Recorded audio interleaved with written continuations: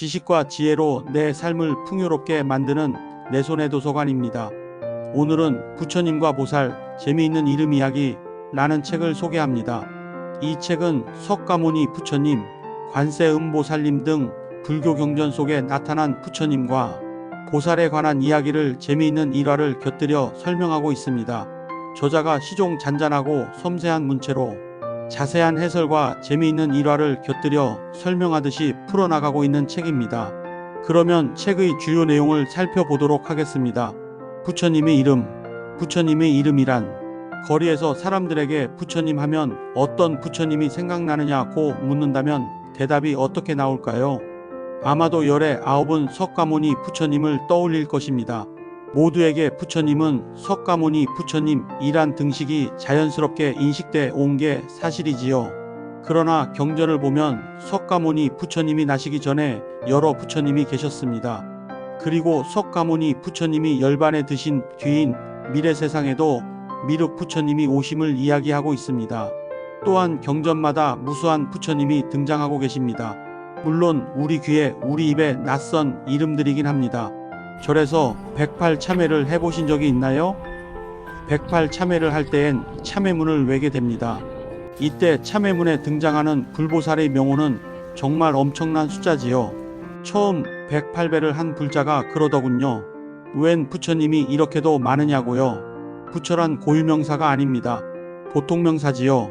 누구라도 부처가 될 수 있기 때문입니다.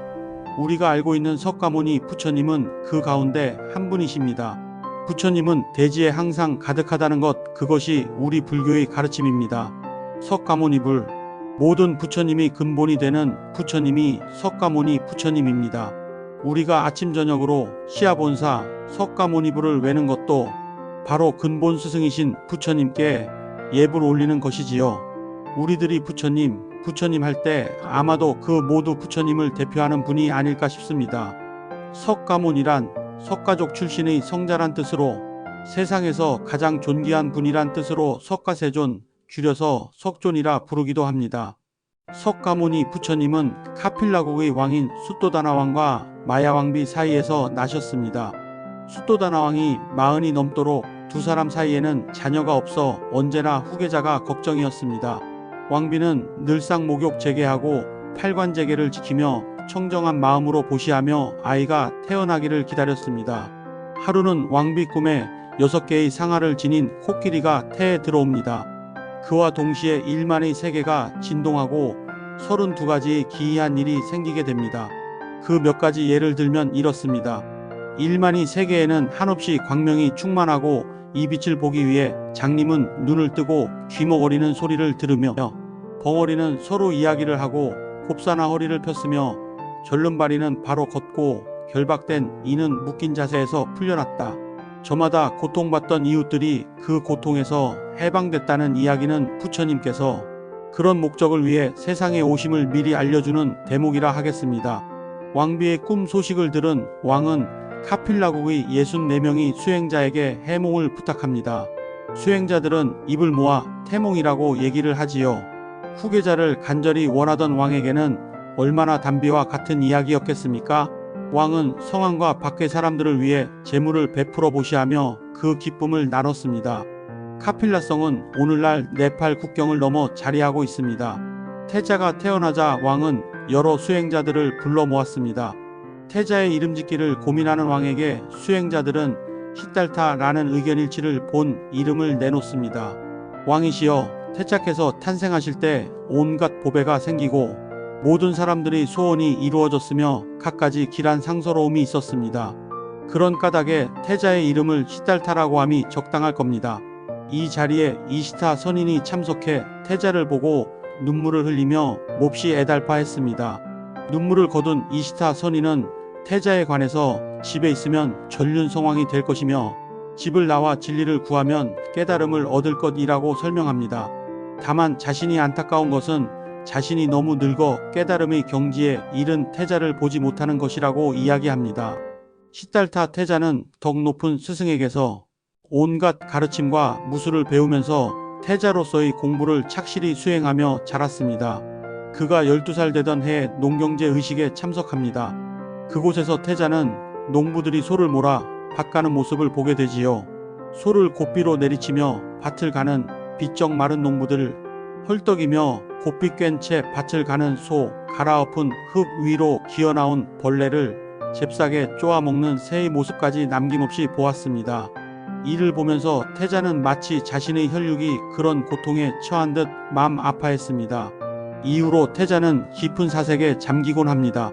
불평등한 관계 속에서 고통받는 세상에 대한 의문이 들었던 것이죠.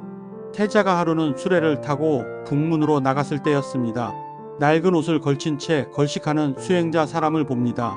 모습은 남루했지만 마음이 흐트러지지 않은 채로 안정돼 있음을 태자는 엿볼 수 있었습니다. 저 사람이 어떤 사람인가를 대신들에게 물어봅니다. 중생을 구제하기 위해 진리를 찾아 길을 떠난 수행자라는 대답을 들은 태자는 얼굴빛이 환해지는 기쁨을 얻었습니다. 자신이 가야 할 길이라는 판단을 했던 것이죠. 이제 시달타는 태자에서 수행자가 된 것입니다. 왕자를 버리고 온갖 영화를 버리고 그는 새로운 길을 찾아 떠납니다. 기존의 삶과 전혀 딴판인 수행의 길로 떠난 그를 두고 미국의 불교학자 라우라는 위대한 포기, 위대한 출가라고 찬탄한 바 있습니다. 출가의 길에서 그는 6분이 스승을 만납니다. 그들로부터 깨달음을 얻기 위한 고행을 지도받지만 그것이 진리에 이를 수 없음을 봅니다. 이후 5명의 수행자와 함께 길을 떠난 그는 내일 앉아 강이 흐르는 가야산에 머물면서 한 나무 아래서 앉아 극심한 고행에 듭니다. 눈물겨운 고행의 모습이 아닐 수 없습니다. 이런 부처님의 모습을 사실적으로 묘사한 고행상이 파키스탄의 라호르 박물관에 모셔져 있습니다. 갈비뼈가 드러날 대로 드러난 위에 가느다란 혈관이 새겨져 있는 그 고행상은 바라보는 우리들에게 참으로 많은 것을 시사해 줍니다. 고행자로 고통스레 수행하기를 6년 세월이 지났습니다. 그 세월을 보낸 뒤에 수행자 고마타는 말할 수 없이 허약해진 육체로는 몸을 회복할 수 없을 뿐 아니라 진리를 구할 수 없다고 판단합니다. 그는 다 헤어진 옷을 버리고 시체들이 쌓인 숲에서 누더기 천을 주워 입습니다. 내일 앉아 강에 들어가 목욕을 하고 우르벨라 마을의 수자타 아가씨가 공양 올리는 우유죽을 받아 드십니다. 그러자 옛날이 빛나는 모습으로 되돌아왔습니다. 이제 수행자 고마타는 발걸음을 옮겨 보리도량으로 가십니다.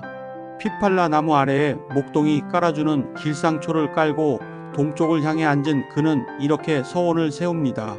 보리도량에 앉아 손정에 든 고마타 수행자에게 마왕 파순이 나타나 9가지 방법을 써서 유혹을 합니다. 그 어떤 유혹에도 흔들림이 없자 마왕은 부처님께 여쭙니다. 내 공덕과 과보는 나도 알고 그대도 알고 있다. 그렇다면 당신이 과보는 누가 증명할 것인가? 이 순간 부처님께서는 손정에 드셨던 오른손을 조용히 무릎으로 내리시곤 손가락을 뻗쳐 2번째 손가락을 대지로 향한 다음 이렇게 말씀하십니다.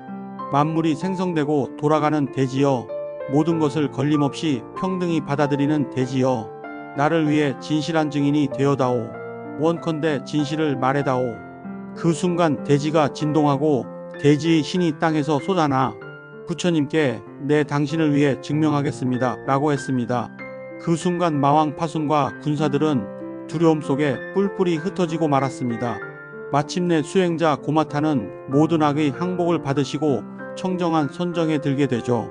하늘이야 가릴 수 있지만 땅은 언제나 보고 있다는 의미에서 땅이 신에게 증명을 받는 것은 오랜 옛날부터 이어져 온 인도의 방법이라고 합니다. 미륵불, 미래의 부처님이십니다. 부처님이 구제할 수 없었던 중생들을 미래 부처님이 나타나 남김없이 구제한다는 사상 속에서 바로 미륵 부처님이 나타난 것입니다. 부처님 인멸 후 56억 7천만 년째에 가서 이 세상에 나타날 부처님이라고 합니다. 용화나무 아래에서 성불하신 뒤 단 3번이 설법으로 272억 사람을 교화한다고 했습니다. 그때까지는 도솔천 내공원에 머물고 계십니다. 도솔이란 본래 족함을 안다는 뜻이지요. 그곳에 미륵 부처님과 함께 있으면 하루가 사바세계의 400년에 해당해 오래도록 즐겁게 살 수 있다고 합니다. 하루가 늘 고해와 같은 우리 중생들에겐 참으로 부러운 얘기입니다. 고구려 백제 신라 이 삼국을 통일시킨 중심적인 역할은 불심으로 똘똘 뭉쳤던 화랑이 담당했죠. 김유신을 비롯한 서라벌의 지혜롭고 용맹스러운 젊은 청년들, 그 화랑이 다른 이름은 용화양도였습니다.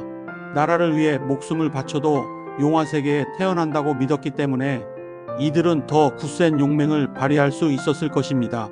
일련 스님의 삼국유사에도 미륵신앙에 얽힌 설화들이 전하고 있습니다. 그만큼 삼국시대에 이미 미륵불 신앙이 깊숙하게 자리했다는 증거일 테지요. 환란이 있을 때마다 사람들은 미륵 부처님께 의지했습니다.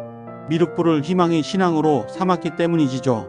정치 사회적으로 어려움이 있을 때마다 유토피아, 즉 새 시대를 갈망하는 하층민의 간절한 신앙의 대상이기도 했습니다. 그 대표적인 예를 선운사 동부람의 마애불에서 찾아볼 수 있습니다. 선운사 도소람 아래쪽으로 들어가면 거대한 바위가 서 있습니다. 그곳에 마애불이 새겨져 있습니다. 예로부터 이 마애불의 배꼽에 신기한 비결이 숨겨져 있다고 전해오고 있었습니다. 그 비밀 문서가 배꼽에서 꺼내지는 날 한양이 망할 것이라는 소문도 돌았던 모양입니다. 그런데 동학혁명 당시에 이 비밀 문서를 꺼냈다고 합니다. 농민들 사이에 손아중이 이 비결을 손에 넣었다는 이야기가 퍼져가면서 전라도 일대의 수만 명이 집결할 수 있었다는데요. 그만큼 농민들에게 자신감을 주었다는 것이겠지요. 세상을 변혁시키고자 하는 민중들의 발언이 석불에 비결이 있고 그것은 동학군이 가졌다는 믿음으로 번져갔던 것 같습니다. 미륵 부처님이라고도 하고 미륵보살님이라고도 부르지만 서민층에서는 그저 미륵님으로도 불렸습니다. 가랑비에 옷 젖듯 불교와 연관없는 듯이 널리 퍼져간 신앙이라고 볼 수 있겠지요. 그 때문에 주택가 한가운데 도라루방처럼 생긴 미륵보살상이 서 있는가 하면 들판 한가운데 남근석 같은 돌을 두고 미륵님이라고 부르기도 합니다. 다양하게 미륵신앙이 번져나간 탓일 겁니다. 요약: 이 책은 불교에서 중요한 부처님과 보살의 이름이 가진 의미와 유래를 재미있게 설명하는 책입니다. 불교에서는 이름이 단순한 호칭이 아니라 그 존재의 본질과 수행을 반영하는 중요한 의미를 지닙니다. 불교의 깊은 내용을 쉽고 재미있게 전달하며 이름을 통해 부처님과 보살의 가르침을 이해할 수 있도록 돕습니다. 이 책을 통해 불교의 중요한 인물들과 그들의 가르침을 친숙하게 접할 수 있습니다. 이번 영상을 유익하게 시청하셨다면 구독과 좋아요 부탁드립니다. 그러면 다음 시간에 뵙겠습니다. 감사합니다.